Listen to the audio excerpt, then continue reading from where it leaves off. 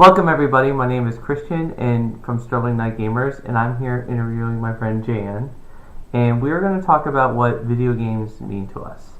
So as nerdy as I am, Jaye Anne recently surpassed me in one aspect of nerdiness, and that is your tattoo. I got a tattoo. Just I don't know if you can see it very well. How do I do this? There you go. There you go, that works. Okay, and it's the Triforce right here. And which Zelda game is that? All of them. This is what's on the back of the shield, the Hyrule shield. Okay, I'm not a Nintendo kid. Sorry. I'm a total Nintendo kid. That's all I live for. Yeah. So, but this is the part on the back of the shield, and this is for the Triforce, which, if you know Zelda, that's like the ultimate thing you get. There's 3 pieces. You got your courage, your power, your wisdom. So mine's highlighted as wisdom. Yeah, but I'm like the nerdiest. Yeah, no, it's like the equivalent for me is like if I got like an N7 like on my chest. Gosh, I don't even know what that means. Yeah, see, exactly. Like, so we all have our own. So like N7 is from Mass Effect. I love that series. We'll probably talk about it more. Do you want to go into why you got that and what that means to you, and as well as particularly that game over like other video games? Yeah. So when I was a kid, my dad and my brothers would play Zelda all the time, and I would watch, and I loved watching it because it's like this magical fairyland and this conquest of, really it's a personal growth conquest, but I didn't realize that until later. But I always assumed that it was something that they did, that brother did. Boy territory. It's boy territory. It's somebody else's territory too. So when it came to me playing, I was like, oh, I would never do well at it. I kind of felt like it would be like this really awkward thing because everybody was watching me and I would fail miserably. But then when my sister, she's 9 years younger than me, when she was 7 years old, she beat Dodongo's cave, and I was like, which is like the second boss where you have to throw the bombs into the little like dragon's mouth. And I was like, well, she's special. That's it. Like, it's still not for me. So it's boys and your sister. Boys and my sister. That's because it. my sister, she's the kind of person, she would, like, pick up anything. Like, she was 8 years old. She was like, I'm snowboarding. And I was like, what? When did you do that? This morning. And it wasn't until about a year ago, she actually was playing Wind Waker, which is one of the GameCube ones for Zelda. And I was helping her do some of the side quests, and it was kind of fun. And she was like, "You should play. Let's do Skyward Sword together. You'd really like that one." I was like, "Yeah, we'll do it together, and you'll help me with the bosses." And she's like, "Yeah, sure." You know, I tried that one, and I was having a hard time with it. Oh, screw it. Skyward Sword? Yeah, no, it's like the Wii. Well, it's like some like the Wii Sports stuff, because like everybody else on the planet, there was like a Wii in our household. And before that, I was always like, you know, more the hardcore like Xbox, like PS1, PS2, like those are the ones that I had. And it's like the Wii was like kind of interesting, but then like the gibberish coming from that sprite thing just like bothered me so much. And one of the early missions was something to do with like chasing chickens and stuff. I'm out. Wait, I'm out. Wait, so, that was a Wii one? Which one? it was the Wii Zelda, whatever that one was. There's 2, but The earlier one, the one that came out right in the beginning. That's right. Yeah. Yeah. So Yeah. Nintendo is a nostalgia machine, and if you latched onto it when you're young, you're like a customer for life. I did. Yeah, right? No, exactly. In a certain way, but I didn't actually play it. And so my sister's, you should play Skyward Sword. Yeah, you'll help me with the bosses, right? Yeah, absolutely. And then she moved away. So it was up to me to actually defeat these bosses. And one of the bosses, the first one, I was surprised how quickly I beat it. But the second one is like this fireball thing that you have to like throw bombs at, but there's like bombs everywhere, so you can't run into the bombs while it's on fire, and then like, you have to do like certain things, right? But before that, the main character who hates you, he's like got it out for you. He's sitting there and he goes, "You're gonna be my whipping boy, because I could use something to take my anger out of." And the whole like the first like storyline. Oh well, yeah. I mean, it's about good versus evil, right? I don't know how many times I failed at this boss. And every single time he would say that, and I noticed myself going, yeah, okay, I'll be your whipping boy. That's a good spot. No, I'll be okay with that. No, really. it was like, yeah, you need somebody to take your anger out on. I completely understand. It's got fucked up. It did get fucked up. It was real bad. And then the last time, I was just like dying every time. Every time.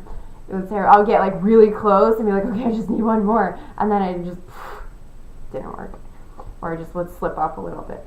And then the last time when I actually beat it, he said that and I was like, no, I'm not your whipping boy. And it wasn't even hard after that. Like a switch had flipped. Yeah, sometimes you need to, as anyone who's played a lot of games, sometimes a boss is just seems impossible, and then you don't play it for a few hours, and you go back and then you just like beat it the first time. So it's like you just get in a groove of losing. Right, you're right. You're getting the groove of losing and like being okay with losing, and just go, oh well, I got another one. But for me, it was defeating the monster within had to come before defeating the monster in front of me. Right. And that was when I was like, this is more than just a game for me. Cool. Yeah. So that's why I have a tattoo. For me, it's probably, I don't think I ever had a moment as deep as that one, but I have a lot of smaller ones. One thing I play a lot of war games is really interesting, but it's like, it really hammers down like how much war can suck. You live your life, you go to a dole, then you train, and then technically I could be a soldier, I walk out the door, and then some sniper that I never saw just like kills me. Yeah. And it's like in a game that's no big deal. I just respawn and then I go throw a grenade in that direction and everything's fine. But it's just the randomness of death that can sometimes be. And that's actually one reason why I prefer Halo over Call of Duty, because Call of Duty is a lot of just, I saw you first and you're dead.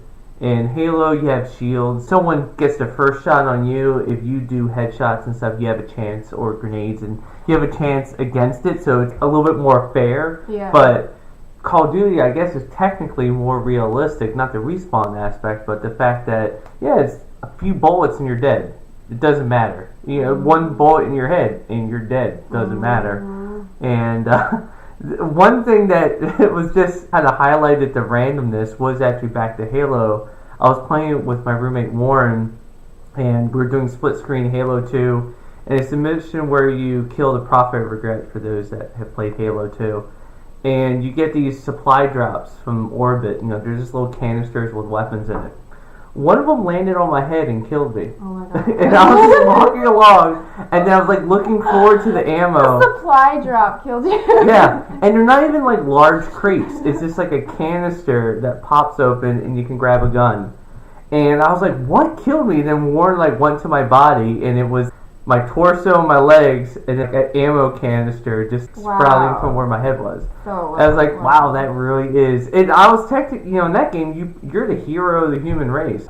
At that point, you've saved humanity multiple times, and even me, the super soldier, savior of the universe, can get killed by ammo dropping in from orbit, and some poor techie up in the computer screen is like, oh, the chief needs some ammo, I'm gonna send it down to him. It's like, he just killed the hero. Killed the main guy. See, the fragility of life is I so know. evident. So play all these war games. Like, I'm loving Battlefield 1 right now and all these games, but you would think it would romanticize war, and it kind of does, but at the same time it's just like, oh my god, like, this is... Sometimes I think about like a character that I'm playing and I'm like, I killed 100 people. That would wreck you. Real soldiers that go through that, the American Sniper kind of thing, he killed a huge amount of people, but even he had some issues, and plenty of other people come back from war. Man, if you really did this thing, like, sometimes it's just absurd of just how many people you kill in like a level. Some games, I played one of the Call of Duty and it was kept bragging, it was 150 people in that one level. That's impossible. That's like a whole military career. That, and you die multiple times, so technically you're probably like a whole squad's worth of people. But that's a lot. Yeah, no. So that's it's a lot of death. But I still enjoy them and stuff. But it definitely gets me just thinking about real life war. You actually need to be really careful. In the odd way, it's probably made me like a different kind of voter. Then maybe people would have the same realization if you watch like Saving Private Ryan and you're just like, oh my god, this is terrible. This is horrific. Great my movie. gosh. Really glad I watched it, but Or Wind Talkers, that one got me. yeah, and I haven't seen Hacksaw Ridge yet, but I heard that has similar issues. There's actually a medic who's a pacifist. Terrible battle in the Pacific Campaign, and he saves a huge number of people. For video games, for me, it's as much as it's escapism and get the idea of piloting my own ship going around in Mass Effect universe or any of the Star Wars games. You really enjoy that, but at the same time, I know it's actually changed aspects of how I view war and conflict and resolution rather than just go kill whatever's out there. It doesn't matter. Right, So.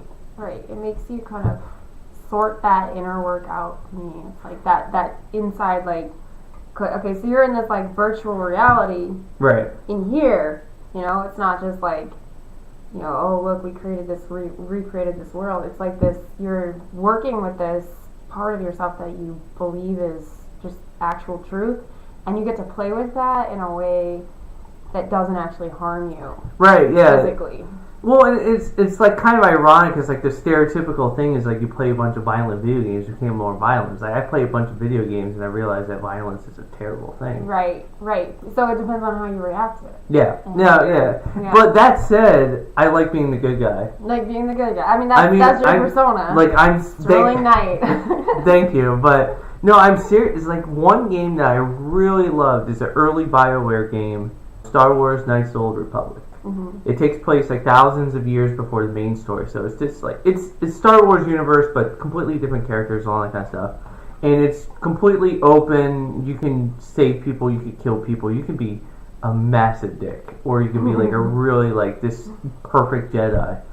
And I loved that game. I played through it multiple times, and then like I was like, oh, I'll try being evil. I couldn't do it. I disliked it. I remember just one time where. You're on Tatooine, and this widow whose husband died in a hunt going after one of the sand dragons out there. There's like this pearl was inside of it, and she can't sell it because she doesn't have a hunting license, but you have a hunting license, so you could either sell it for her and give her the money. I think you could just give her money, like let her keep the pearl as a memento. Right. Or you could take it and betray her, or you could just straight up, I think there's an option where you could just kill her and take it. Yeah, and of course, like the dark side person would, like take it and kill her and sell it and all that kind of stuff.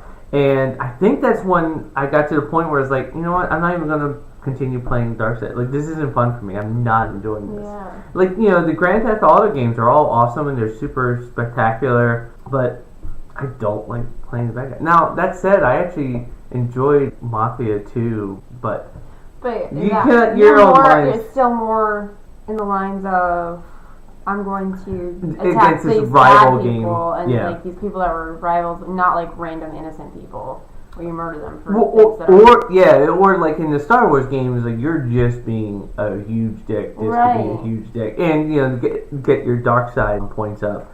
And it's actually the same thing with Mass Effect, but Mass Effect, it was also made by BioWare, so it's just like, they essentially decided to make their own Star Wars game, so they created their own universe, which I really enjoyed. And in that one, it's, they call it Paragon, which is like, you're just goody two-shoes, Boy Scout, just being perfect to everybody, being super kind, super diplomatic, really good. And then there's like Renegade, where you can just be a little bit, like, you can be a huge dick, but you're still working towards the end goal. That's the same. It's kind of interesting. It's just like the different paths that you can do it. Like you can talk Han Solo. Yeah. Well, no, even more than that. He's kind of a dick, but generally, like at his deepest core, he's like a good person. So he's on that side, but he's sort of like the version of that side who's like a little out there. He's doing illegal shit. Well, he's doing hardcore illegal shit.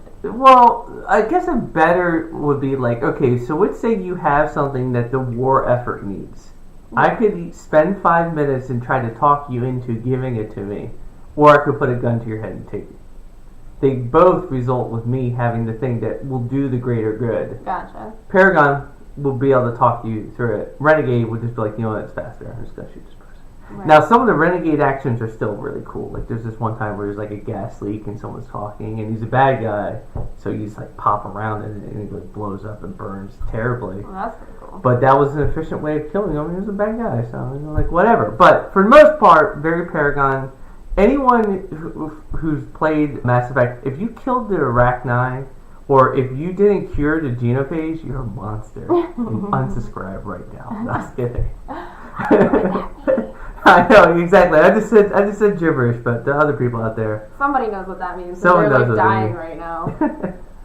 So, we talked about transformative video game for me, transformative video game for you. Yeah, so General transformation in video games and how that's kind of cool to like be able to play with that. yeah. So are you gonna play more games, or do you think like you're just gonna just do a few that really speak to you, or maybe like that's it, you're done. You got the tattoo, you leveled up. Leveled up. And you don't need to play on New Game Plus.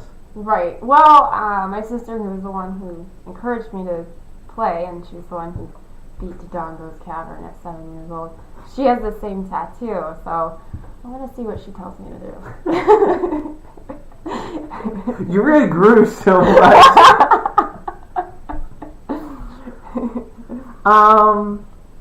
Yeah. Well, I mean, like maybe I could come up with like a list of like recommendations depending on like what console and stuff. Probably, I'm gonna do some more Zelda, and then I'll. Honestly, it took me a year to beat that Zelda game. Not because I'm bad at it, because I don't have time. Yeah, that's true. I'm too busy doing mom. these videos. Yeah, being a mom really eats up time. All right, well, this was fun. Yeah, let's definitely do this again. This was very good. Subscribe, hang out with us. Oh yeah, plug yourself. Yeah. Do you have your website up, I have no website. I have. You can find me on YouTube. There's like not much there. All right, there'll be links. Facebook has Modern American Shaman. Find that for me. Okay, I'm going to chill on that. Yeah. I'll go ahead and create links and descriptions and all that kind of stuff. We didn't think that part through, but whatever. This has been a lot of fun. Thank you for doing this. Thank you for. So bye everybody. Bye.